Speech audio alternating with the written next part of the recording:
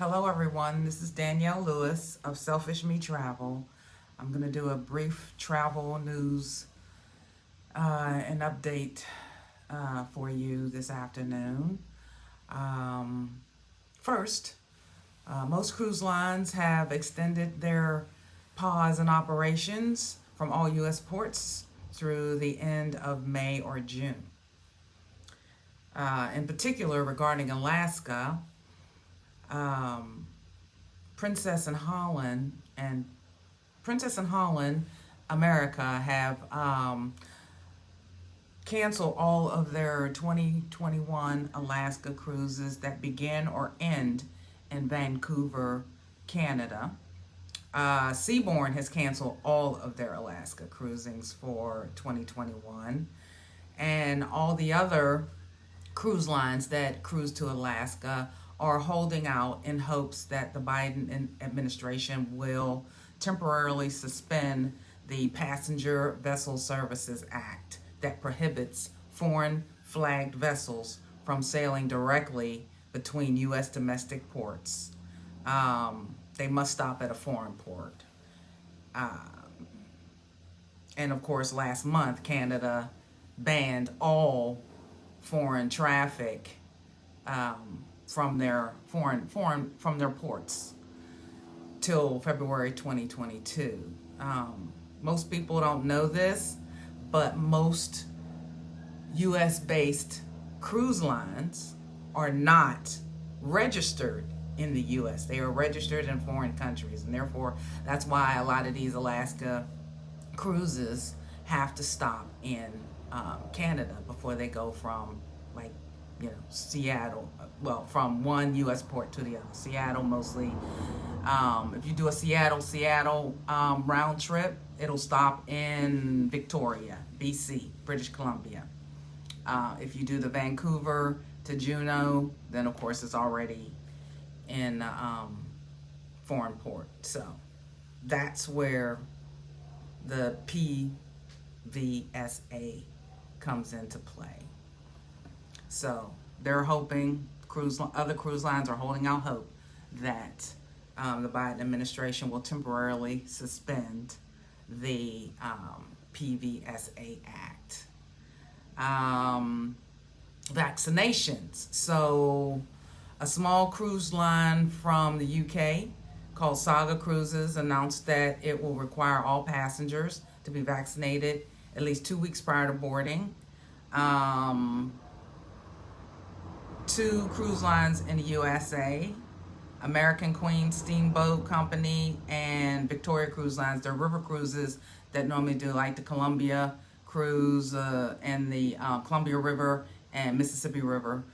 They require all their passengers to be fully vaccinated when before cruising resumes this year. And Royal Caribbean announced that all crew and passengers older than 16 must be vaccinated when its newest ship, the Odyssey of the Seas, begins sailing in May to the Mediterranean and from Israel, I believe. So there we have it.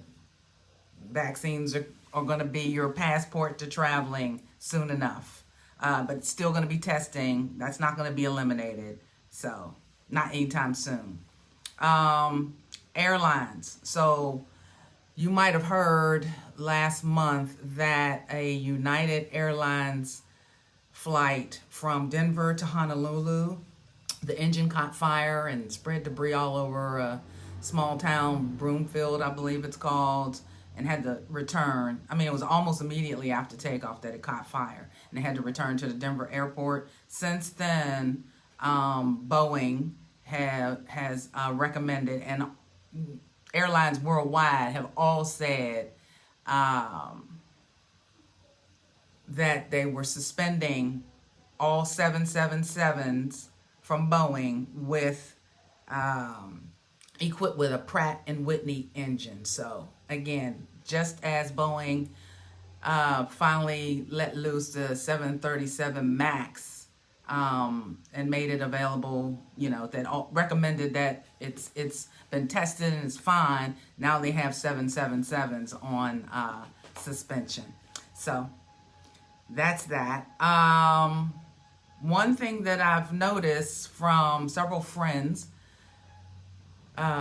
inquiries and clients' inquiries, that, you know, since the U.S. requires that you have a COVID test when you return to mainland U.S., then they're looking at Puerto Rico and the U.S. Virgin Islands because they don't have to have that test when they return to the U.S. However, the confusion comes in when I tell them that Puerto Rico and the U.S. Virgin Islands require a negative COVID test to fly to them. Okay? You can't, just like Hawaii, you have to have a negative COVID-19 test, mostly PCR. I think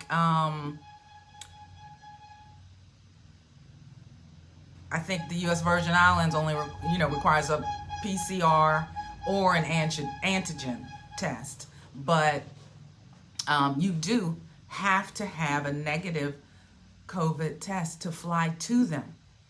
You might not need it to come back to the mainland, but you need it to fly to them. So you're still going to have to get a test. So that has been some recent inquiries from clients and friends. So I'm here to clear up that confusion. So yes, they are U.S. territories and islands, but you need to have a negative test to get to them, to fly to them. You don't need it to get back to the mainland of the USA. So, and last but not least, on February 28th, February 28th, Jamaica released a whole bunch of changes and new COVID restrictions, including a 72-hour negative PCR test or antigen test prior to arrival. It used to be 10 days, due to an increase of coronavirus across the island nation that breached their infection rate threshold. So yeah, this goes into effect today, through March 22nd so far.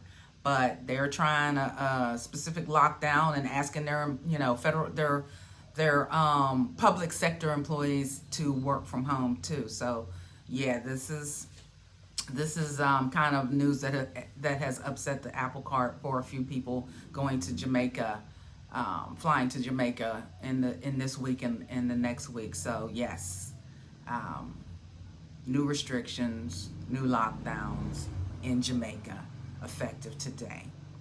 So that is my brief update on travel news. I'll try and do this once a month, but I might have to do it every 2 weeks or sooner if we get more updates in a rapid fashion. So I'll try and keep you updated. Thank you very much. This is Danielle Lewis of Selfish Me Travel, wishing you a great, well, it's almost the weekend, so have a great weekend. Bye.